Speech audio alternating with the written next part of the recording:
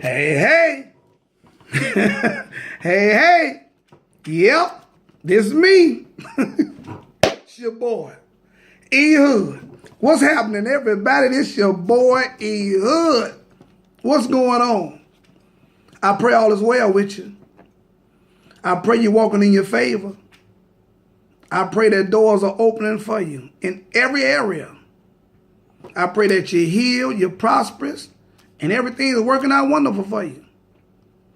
I believe that. What about you? Do you believe that? I want to speak with you for a few minutes about a topic that hopefully is going to help us all. And I want to talk about women issues that destroy relationships. Women issues that destroys relationships.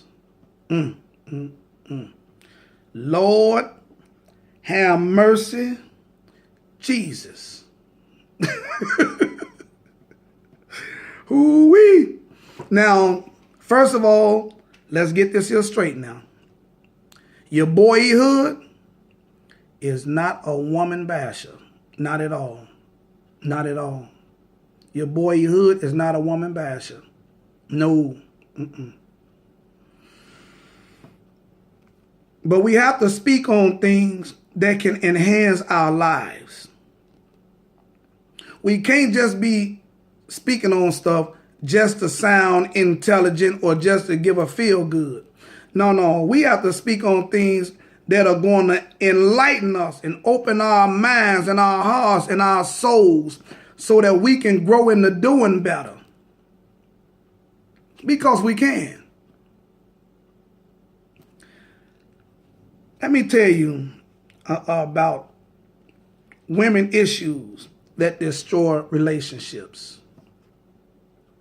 Now, why would you speak on this here, Ehud? Well, this is a major part of things just getting divided and split up. Because, watch this here. Example A. Exhibit A. You have a woman who has children by previous relationship or whatever. And we're speaking on a woman with a man. Let's get that right. A woman with a man. So you have a woman who have children by a previous relationship. Then she meets with this here guy. And when I'm speaking on men, I'm talking about men. I'm not talking about deadbeats or none of that. So I'm talking about men. So he comes and you all get together and now you all are in one cycle. Now he comes with a different set of rules. He comes with a different set of government authority. Now you have young boys. See, we're not going to speak on the girls right now. You have young boys. And you've been raising them your own way for a while. Then he comes. Now he does his thing totally different. See, because for the most part, most women will allow the boys to get away with a lot of things that the man is not going to let them get away with. So now we have this man come into these boys' life. He's not their biological father. These boys know that. So he's laying down rules and he's bringing discipline now. So the woman sees this, and by her wanting to protect them, and she has been allowing them to do things for years, he comes along and he shake the wheel now. So now she don't know what to do. So the boys, they go to her. So now, instead of her enforcing what the king done laid down.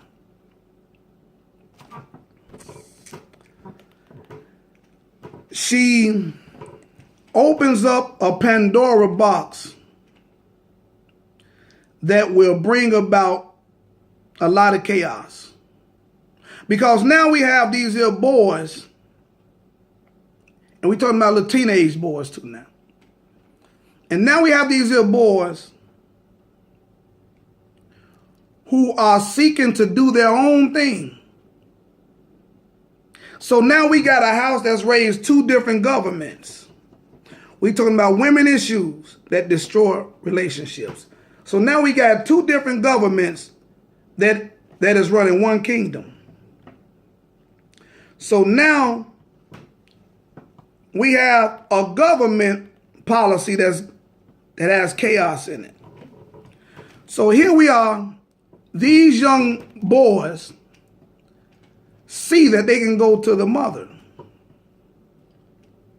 So she undercuts and overthrow in a strategic fashion what the kingdom set down. Now, as time goes on, this brings about a lot of tension. And the kids see it. So now see what they do, the boys, and by them starting to smell themselves, right? They gonna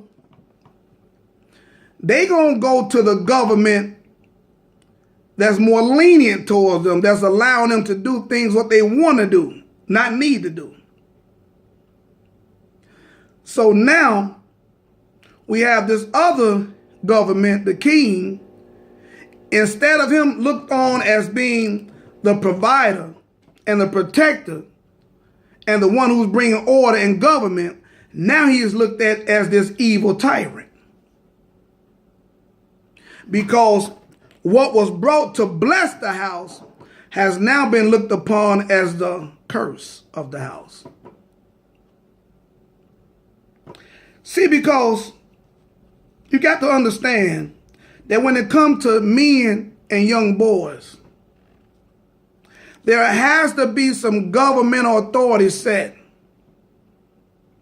Because you cannot have two kings per kingdom. It's going to be a power struggle. There's only one king per kingdom. So now, here is the king setting order. Here is the queen undercutting order.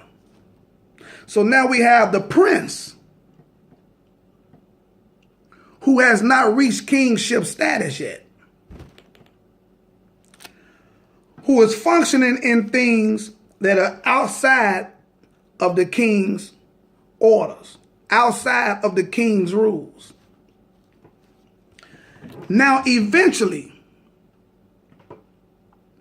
he's going to start smelling himself.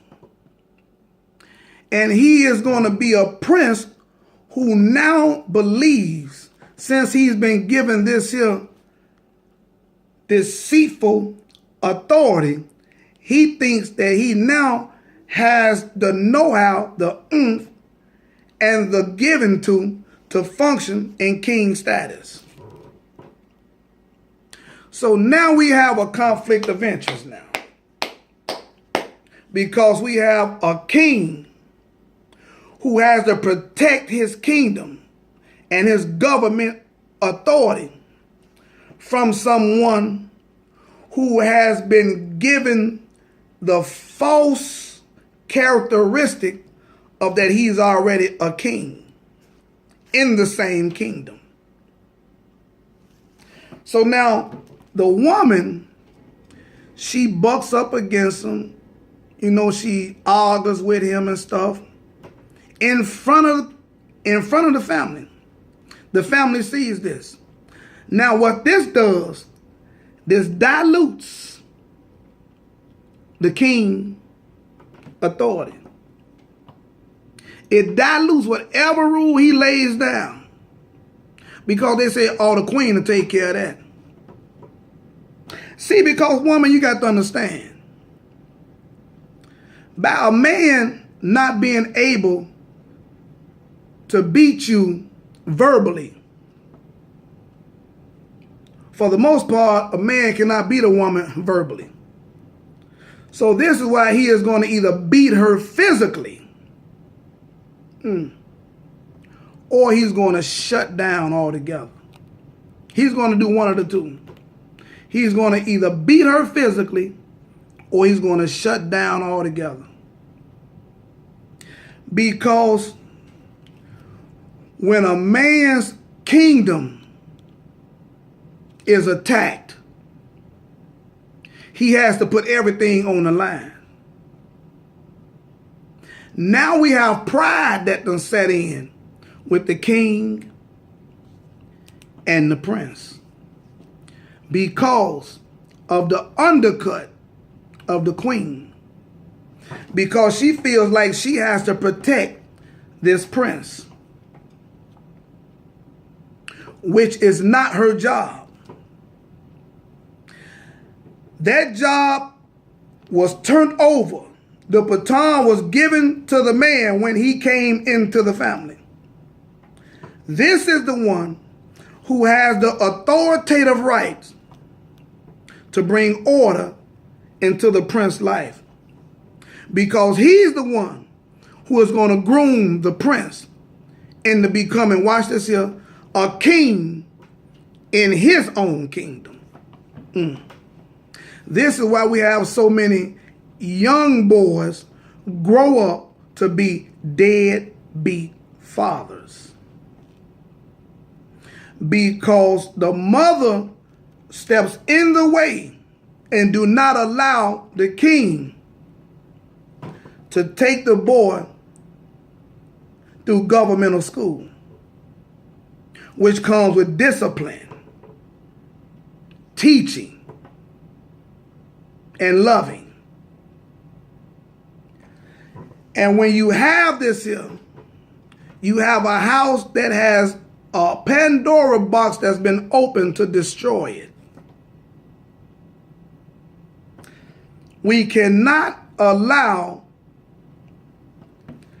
government to be overthrown in a kingdom, because the panic button would be pushed and there'd be nothing but chaos. We're talking about women issues that destroy relationships. Have to keep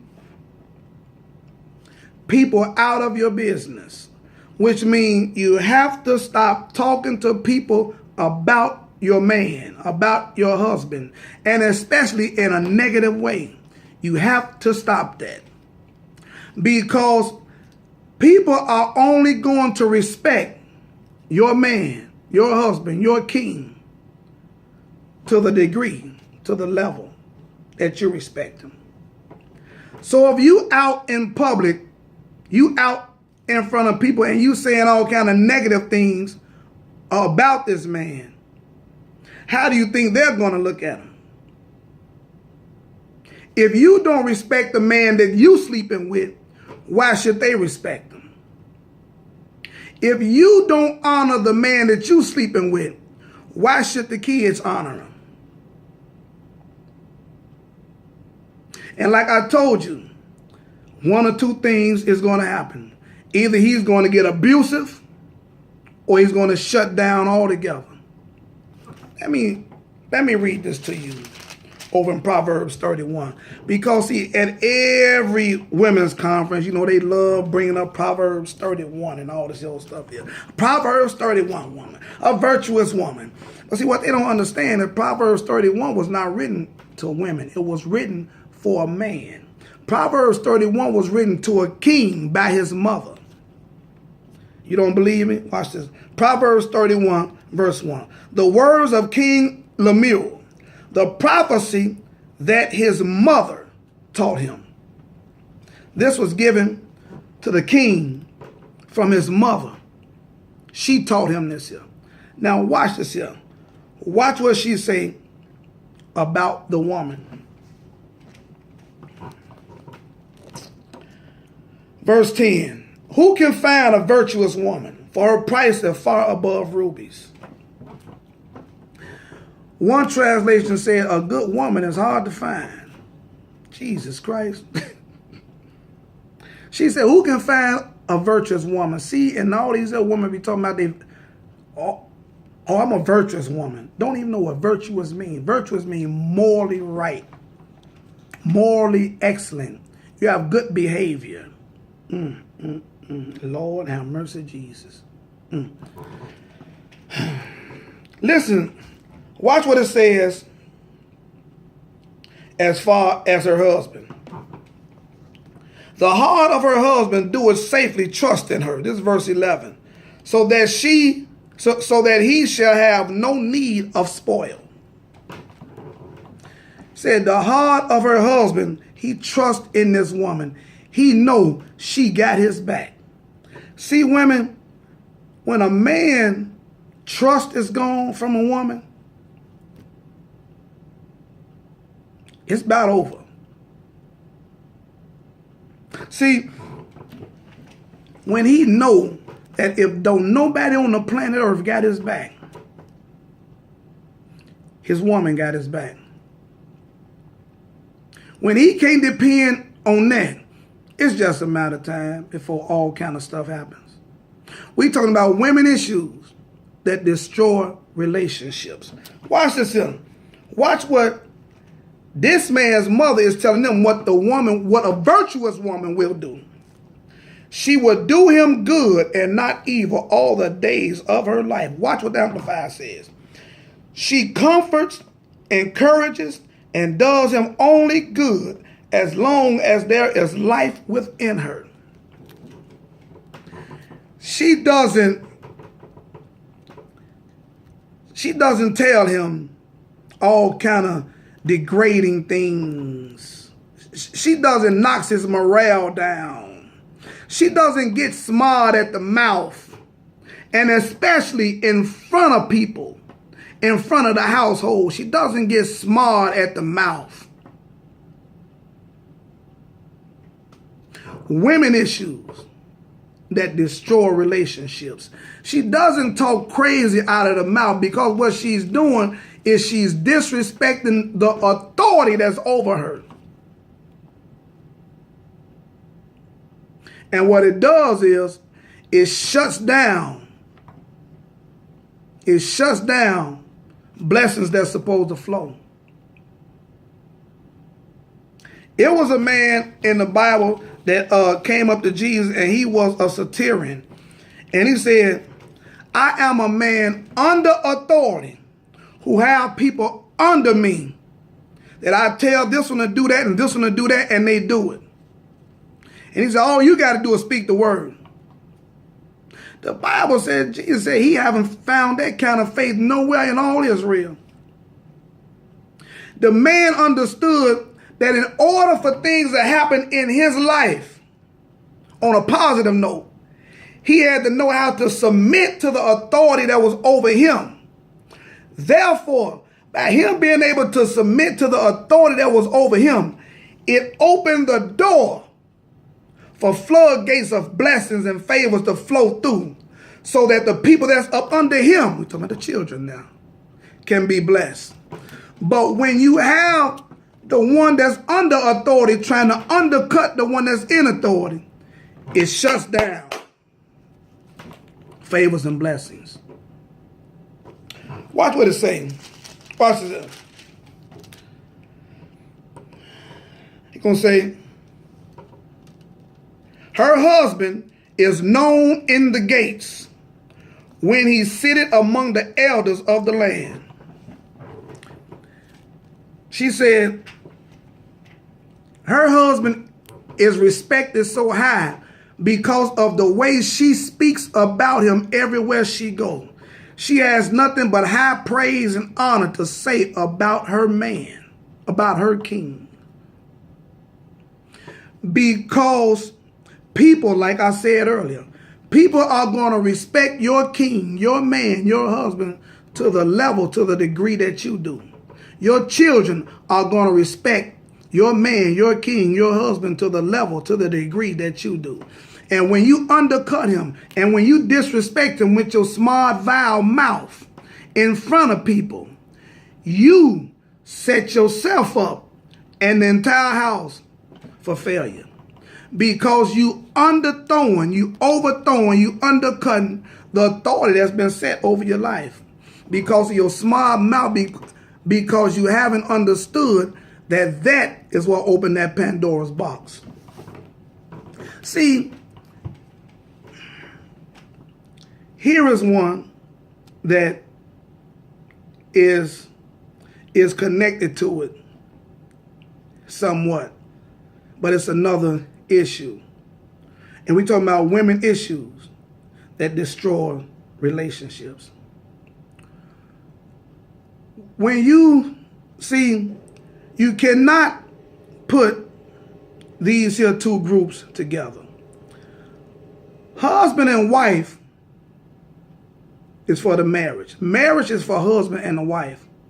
Parenting is for the father and the mother. You can't intertwine the two. Marriage is for the husband and the wife. Parenting is for the father and the mother. You cannot intertwine the two. Most couples get these two twisted. They get them mixed up. They get them confused, combusted with each other. And it causes all kind of problems. When you are a wife, you have to continually think about the needs, the satisfaction of your husband.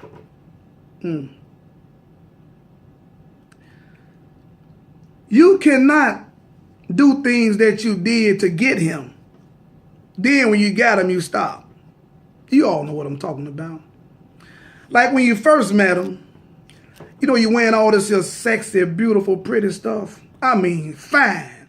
Lord, have mercy. I mean, fine as, ooh, Jesus Christ. Ooh, I can't even think about it right now. Fine, thick, sexy, curves, just, ah. I mean, and you pouring it on. You pouring that thing on strong, too. I mean, love making.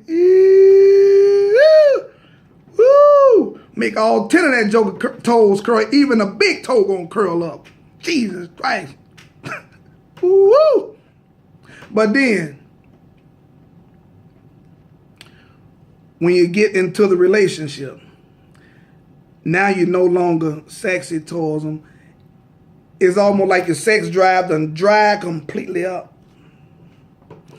You don't wear anything sexy. Now the stuff that you used to wear, now you call it trappish. How did it get to be trappish now? This what you was doing to get me. Now it's trappish?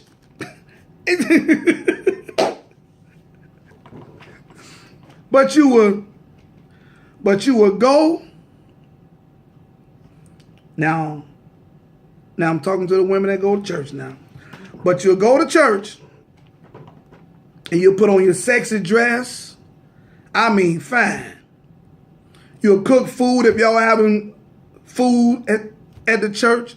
You'll go to church, be on time, willing to go, ready to go. You get all dressed up sexy, and then when you have some, you go to serve, and you serve with a pure heart in it. You listen to the pastor preach. You don't have not one smart, debatable word. All you say is, go on, pastor, preach, amen, glory. And he can be off his two left shoes. You come home to your man, to your husband, to your king, who don't go to church. And he tell you, fix me a plate. You say, fix it yourself. You've been here all day. We talking about issues that destroys relationships. Then you go and put on some jogging pants and stuff like this here. You done forget all about the nice lingerie. You forgot to go and put on one of his dress shirts and just put that on and just be real pretty and sexy around the house. Or you forgot about all that? Then you wonder. See, because when a man's eyes wrong, his heart is not far behind. Then you wonder, see, because this saying here is very true. If business is not taken care of at home, you all know the rest of it. It will get taken care of elsewhere. You know the rest of it. And see, it is a lot of women who are going to disagree with this here because of the hurt they still have in them from past relationship with this here unforgiveness, bitterness, and all this stuff here. But I'm telling you, as far as women issues that destroys relationships, these are two things that really need to be taken care of, because you need to satisfy your man in the bedroom.